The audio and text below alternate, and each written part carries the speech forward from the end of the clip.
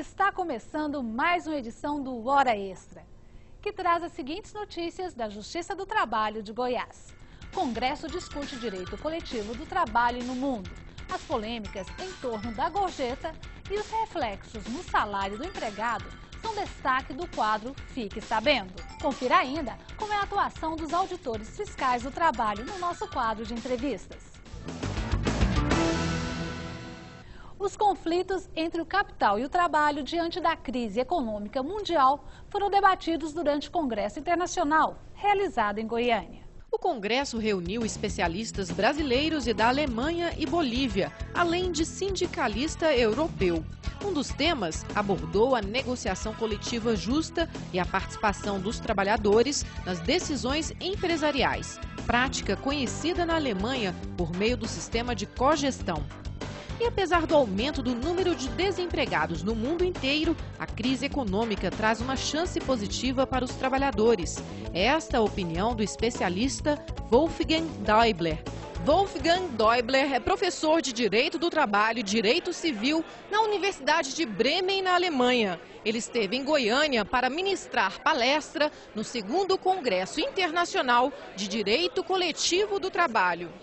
Professor, o senhor mencionou que a crise econômica pode ser uma boa chance para que o trabalhador negocie mais direitos. De que forma isso pode acontecer? Die Wirtschaftskrise beweist, dass der Markt O mercado, na sua forma mais radical, fracassou. Não eliminou problemas, mas criou novos. O livre mercado significou situações desvantajosas para os trabalhadores.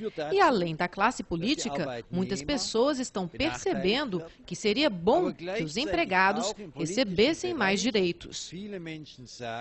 Eu mesmo respondo à sua pergunta remetendo a um paralelo histórico. O direito trabalhista na Europa evoluiu precisamente em meio às crises. Assim foi na Primeira Guerra Mundial e assim também depois na Segunda Guerra Mundial. As crises são uma boa oportunidade para se chegar a novas soluções mais criativas e soluções para os direitos dos trabalhadores.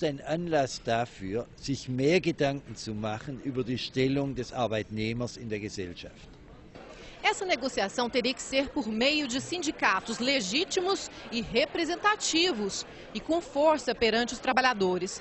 Qual seria a solução para o Brasil, cujo sistema não apresenta sindicatos muito fortes? Es ist immer schwierig, als Ausländer einen Rat zu geben, wenn man nicht alle Details. Sempre é difícil dar um conselho quando a gente é estrangeiro e não conhece os detalhes do sistema, no caso, brasileiro. Na minha opinião, no Brasil temos, sobretudo, um problema de natureza política, quando se trata de fazer uma reforma sindical e criar sindicatos unificados. Mas existem também dificuldades jurídicas. Eu acho que essas dificuldades são superáveis também no Brasil, embora possam ser difíceis. Na minha opinião, a questão central está em verificar se as centrais sindicais estarão dispostas a se associarem e lutarem conjuntamente pelo fortalecimento dos direitos dos trabalhadores. Poderíamos optar também por outra forma e dizer, será que os sindicatos terão condições de constituir um contrapoder que tenha capacidade de enfrentar os empregadores e efetivamente o interesse dos assalariados? O senhor visitou o TRT de Goiás e conversou com magistrados e juristas. Quais as impressões do senhor acerca da justiça do trabalho no Brasil? Ich habe einen sehr guten Eindruck von der brasilianischen Arbeitsgerichtsbarkeit bekommen. Devo dizer que a impressão que me foi passada pela Justiça do Trabalho no Brasil é extremamente positiva. Eu tenho a impressão de que o estilo praticado nos tribunais do trabalho é muito humano. Neles, o Estado não se manifesta como uma grandeza abstrata, fria, distante do cidadão. Muito pelo contrário, eu tive a impressão de que os juízes discutem com os advogados de ambas as partes e a discussão parece ser aberta. O argumento mais forte parece sempre vencer. O grande grande problema da Justiça do Trabalho no Brasil me parece ser o excesso de casos e também esse furor litigante. O cliente do restaurante e do shopping que é servido por garçom já está acostumado a pagar a conta com a tradicional gorjeta. Mas por trás dessa prática existe uma intensa discussão judicial na área trabalhista. Qual deve ser o salário do garçom no final do mês? A gorjeta integra a remuneração do empregado? Esse assunto você confere agora no Fique Sabendo. Na cidade de Goiânia, estima-se que 5.000 pessoas trabalham como garçom, servindo comida ou bebida aos clientes de restaurantes e bares da capital goiana. Esses profissionais têm uma situação bem diferenciada em relação aos demais trabalhadores. A remuneração do garçom nem sempre é a mesma ao final do mês, porque depende, em grande parte, da gorjeta doada espontaneamente pelo cliente. E é na hora de pagar a conta que o consumidor geralmente depara-se com um acréscimo no valor total consumido. É a chamada taxa de serviço, mais conhecida como os 10% do garçom. Teoricamente, os 10% da gorjeta deveriam ir diretamente para as mãos ou bolso dos garçons. Na prática, porém, não há como saber o destino que o proprietário do estabelecimento dá ao dinheiro. É preciso, portanto, estar atento ao faturamento da casa e confiar na boa-fé do proprietário. Como é que é feita a divisão dessa gorjeta que é recolhida pelo estabelecimento? Bom, é dividido entre todos os garçons. A gente tem duas classes aqui, entre garçom e passador, devido ao rodízio, né? O garçom que cuida da parte da bebida e o passador que é a parte do rodízio, que serve o pessoal. É cobrado, né, os 10%, daí repartido a cada 15 dias. Para o sindicato que representa os garçons, o repasse dos 10% é um grande problema enfrentado pela categoria. Hoje, em média de 30% das casas estão com os acordos regulados e pagando de forma corretamente. Cerca de 70% ainda paga de maneira duvidosa. O não inserimento da gorjeta dele no contra-cheque significa perca de FGTS não depositado, de INSS não pago, que vai não dar uma aposentadoria decente para ele no futuro, e a remuneração dele que passa a ser menor. Há um piso salarial da categoria? Nós temos um piso mínimo hoje para todo trabalhador da categoria de R$ 485, acrescido de 10% de assiduidade. Quem está no mercado de trabalho conhece pouco os direitos que as leis trabalhistas reservam aos garçons. Este trabalhador explica que sua renda é proveniente apenas da gorjeta arrecadada no caixa. E você sabe que no final do ano, quando você recebe o 13º, também tem que receber a gorjeta, incluindo aí na sua remuneração? Exato. Você tem recebido? O 13º é sobre o salário. Com a gorjeta incluída? Aqui nessa casa não. Não? E por quê? Qual a alegação? Eu não sei, cada um tem a sua remuneração, né?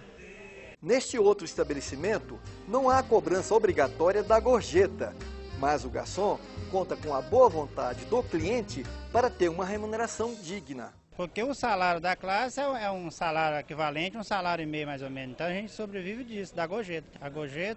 A gorjeta a gente recebe, mas não entra na folha, né? Como se fosse uma folha de pagamento para a gente receber em cima do contra-cheque. Né? Mas a CLT, Consolidação das Leis do Trabalho, deixa bem claro que as gorjetas oferecidas pelos clientes devem ser integradas ao salário do empregado para todos os efeitos legais, explica o juiz do trabalho Rodrigo Dias da Fonseca. Todos os direitos trabalhistas, a exemplo dos que você acabou de falar, FGTS, férias, 13º, sofrem a incidência das gorjetas, porque são calculados com base na remuneração da qual a gorjeta faz parte. Os únicos direitos trabalhistas em relação aos quais a gorjeta não tem nenhuma integração e, portanto, não compõe a base de cálculo, são aqueles que eu mencionei, o aviso prévio, o adicional noturno, as horas extras e o repouso semanal remunerado. Com relação a todos os demais, a gorjeta é levada em consideração.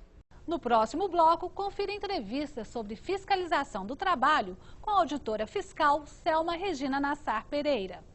Voltamos já.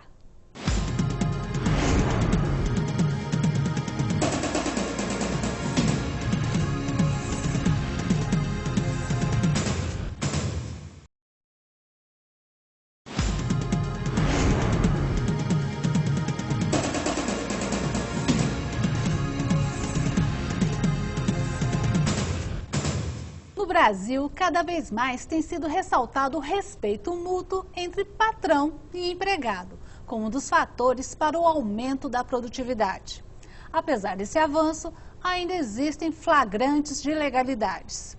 Muitas vezes, o empregador não cumpre as normas trabalhistas e os empregados trabalham em condições subhumanas, com jornadas que extrapolam o limite recomendado pela medicina em ambientes insalubres e de alta periculosidade.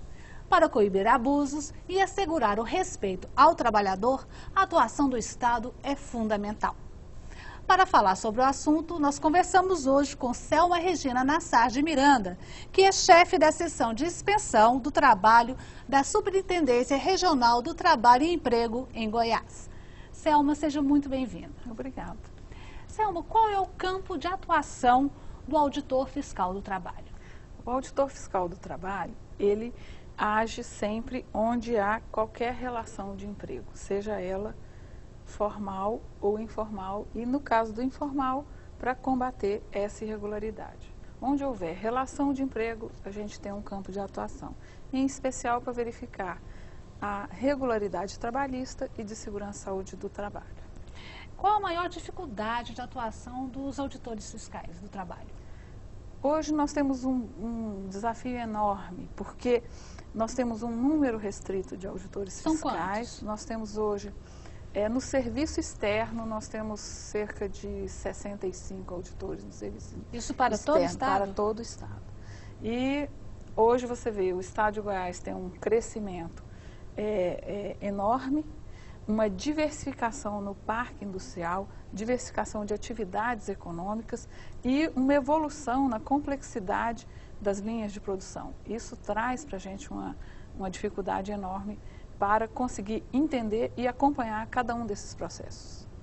Isso, o auditor fiscal, no caso, ele tem que entender não só da legislação, mas do procedimento com certeza econômico, da produtividade. Da linha de produção. A gente tem que acompanhar no chão de fábrica. É o grande diferencial do nosso trabalho com relação às outras fiscalizações. A gente vai onde o trabalhador está. A gente observa ele trabalhando, a gente verifica as irregularidades ali, durante a atividade laboral. No Brasil, ainda é preocupante a quantidade de acidentes de trabalho ou nós já estamos numa situação confortável? Não, de forma alguma. É muito preocupante porque vem crescendo. O Ministério do Trabalho não tem estatísticas. Nós trabalhamos com as estatísticas da Previdência Social, verificando o número de benefícios concedidos por acidentes de trabalho. E a estatística da Previdência de 2006 mostra 512 mil acidentes de trabalho no país. No ano? Em 2006. Em 2007, esse número pulou para 653 mil acidentes. Então, é um número preocupante. Nós temos aí cerca de 2.800 óbitos nesse período por ano. Então, é uma coisa que incomoda muito. É um prejuízo econômico grande para o Grande, país. sem contar o fator humano, né? Que é a perda de vida ou a lesão permanente. E no estado de Goiás? Nós estamos numa situação também melhor, pior ou igual à média nacional? No estado de Goiás, em 2006, foram registrados cerca de 13 mil benefícios concedidos por acidentes de trabalho e esse número passou para 16 mil acidentes em 2007. Mas mesmo assim, em termos de segmento econômico, onde é que acontece o maior número de acidentes? Dentro das fábricas ou no campo? Onde é que acontece? Olha, em Goiás, os números de 2007 mostram que a área rural atualmente aqui tem trazido segmento cana, né, a produção de álcool, a produção de açúcar, produção de álcool em primeiro lugar, produção de açúcar em terceiro e abate de reses, que são frigoríficos, em segundo lugar. Né? Então vamos falar um pouco de responsabilidade. Tanto nesse caso, como no caso, se, por exemplo, do acidente de trânsito, a pessoa sofreu um acidente de trabalho em decorrência da locomoção dela para o trabalho ou retorno dela do trabalho para casa. Quem é responsável? É o empregador? Bom, eu busco causas, né? Nós não verificamos culpados. Isso é o trabalho da polícia, isso depois de um processo judicial é que fica decidido. Nós buscamos causas, mas dentro desse universo de buscar causas para prevenir novas ocorrências similares, a gente detecta realmente circunstâncias que propiciam um acidente e propiciam um acidente de trânsito. Quando você pede uma pizza e a pessoa lá te diz que vai te entregar em 30 minutos ou em 28 minutos e você não paga se isso atrasar, aonde que vai ser debitado um atraso na produção? Vai ser fatalmente na entrega, onde aquele motoboy vai se expor a uma série de situações de risco para poder atender ao prazo comandado. Quando você tem, por exemplo, no transporte de cargas, uma determinação de que a carga é perecível e ela tem um prazo exíguo para chegar, que torna obrigatório que aquele motorista viaje 24 horas sem parar, sem descansar, aí está anunciado uma situação de acidente, né? Está pronto para acontecer. Selma, mas no seu trabalho, fazendo inspeções, seja nas empresas, seja se deparou com alguma situação que tenha te chocado? Com certeza. Eu trabalhei muitos anos na rua, fiscalizando, e a gente encontra circunstâncias que uma pessoa que não está envolvida nesse trabalho, por vezes não acredita. Você encontrar, por exemplo, um trabalhador, há uns anos atrás, um trabalhador em Goiânia, que tem que fazer suas necessidades na garrafa, porque ele não pode sair do posto de trabalho, é uma circunstância degradante, e a gente encontrava, né? E a gente coibiu e essas coisas acontecem, né? Circunstâncias de trabalhadores fazendo 16 horas de jornada, a gente encontra isso. Aqui no interior, no país inteiro, eventualmente você pode... E isso choca, porque você imagina o grau de atenção de um trabalhador depois de 15 horas de trabalho. Num serviço pesado ou num serviço que necessita atenção, não precisa nem de ser esforço físico. E uma desatenção numa situação de risco pode causar um acidente grave. Certo. Nós vamos para um rápido intervalo e voltamos já. Hoje falando sobre a inspeção no ambiente de trabalho.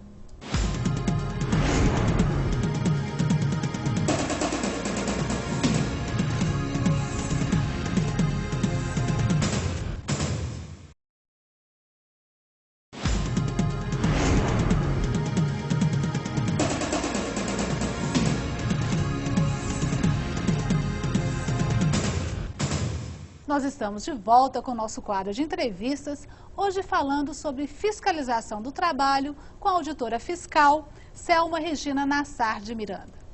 Selma, é possível ainda, em pleno século XXI, falar de trabalho escravo ou de trabalho em condições análogas à de escravidão? Nós vivemos num país de contraste, né? O Brasil hoje detém tecnologias avançadas, tecnologias de ponta, e do outro lado a gente encontra no país locais onde as condições de trabalho são subhumanas. Mas não é um certo exagero falar que existem trabalhadores ainda em condições análogas à da escravidão? Olha, o Código Penal, no artigo 149, ele lista lá umas 8 hipóteses onde a situação é considerada trabalho análogo a escravo.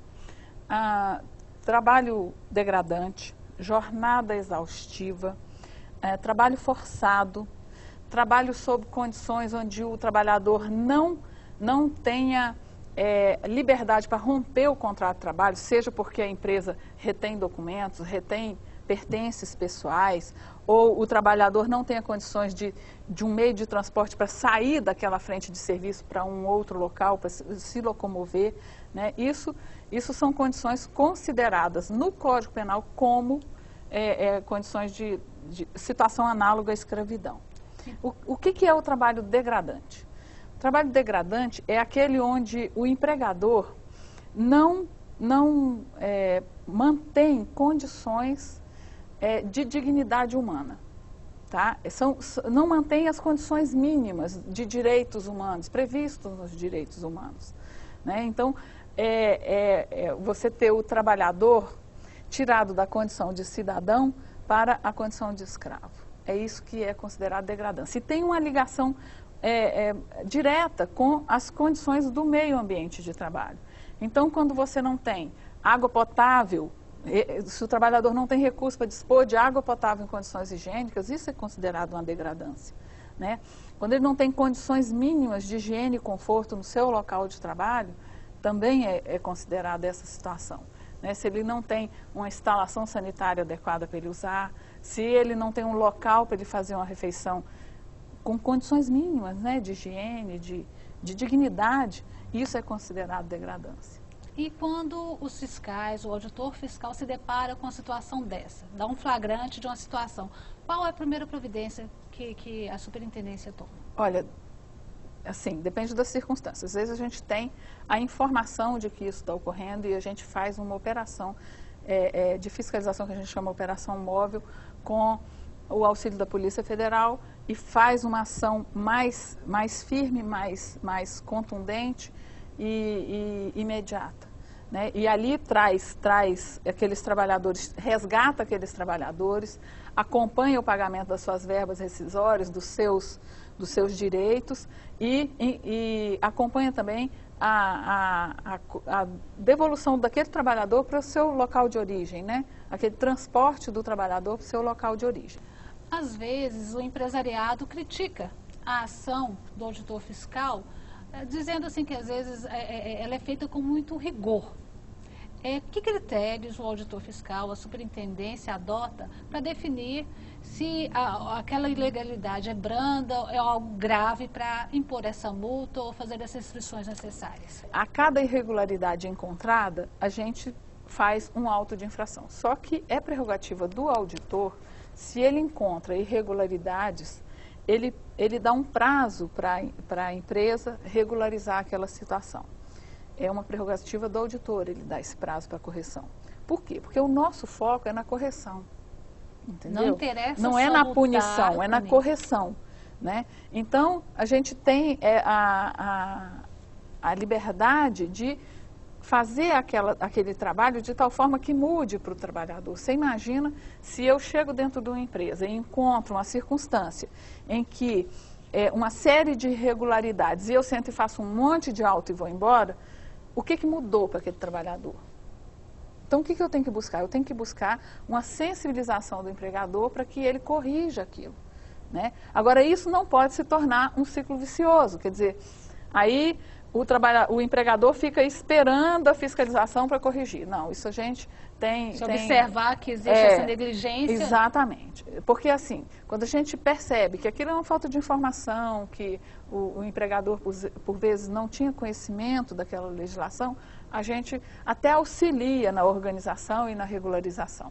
Agora, quando a gente percebe que é realmente uma negligência do empregador em garantir aquelas condições de trabalho para o trabalhador, aí a gente tem que ter uma ação mais rigorosa. Para finalizar, você que vem acompanhando, fiscalizando e acompanhando a evolução do trabalho no estado de Goiás, essa situação tem melhorado ao longo do tempo? O respeito às regras tem aumentado? As normas? Eu quero acreditar que sim, porque é uma evolução, né? É uma evolução. Se você pega, vou pegar um exemplo, né? Se você pega construção civil, que ainda tem muito que crescer, né? Mas se você pega construção civil há 10 anos, 15 anos atrás, um trabalhador com equipamentos básicos, né, com condições mínimas, era uma exceção. Né? Hoje já existe um patamar mínimo no segmento, embora tenha que crescer ainda muito, mas a gente já tem um patamar. Em outras atividades econômicas, indústria de alimentos, a gente verifica que determinadas condições, instalações de higiene e conforto, condições de posto de trabalho, acompanhamento de riscos, né, como ruído, como iluminação, isso tem crescido, isso tem crescido. Sim. Que bom. Selma Regina, muito obrigada pela sua presença. Eu que agradeço a oportunidade, nós estamos lá às ordens para todos que quiserem tirar dúvidas, quiserem orientação. Muito obrigada. Obrigada por você. Esta edição do Hora Extra fica por aqui. Muito obrigada pela sua atenção e até a próxima edição.